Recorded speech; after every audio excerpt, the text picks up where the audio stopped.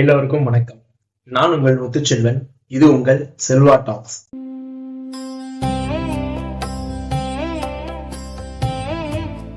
இன்னைக்கு டே 4. துன்பமே இல்லாத ஒரு வாழ்க்கை சாத்தியமா?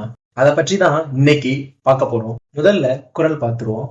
வேண்டுதல் வேண்டாமை இளாநடி சேர்ந்தாருக்கு யாண்டும் இடும்பை இல.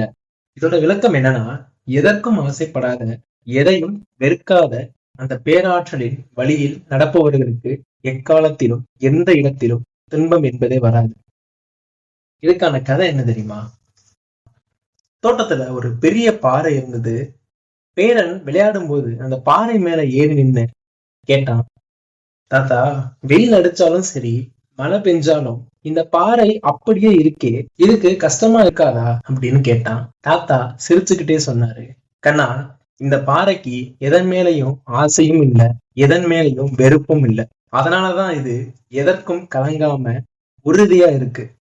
நம்ம வாழ்க்கையிலையும் வர்ற புகழ்ச்சிக்கும் மகிழ்ச்சி அடையாம, இகழ்ச்சிக்கும் கவலைப்படாம சமமா இருந்தா துன்பமே வராது. ஆசை வெறுப்பு ரெண்டையுமே கடந்து வாழ்றதுதான் உண்மையான அமைதின்னு இந்த கதை நம்மளுக்கு சொல்லுது.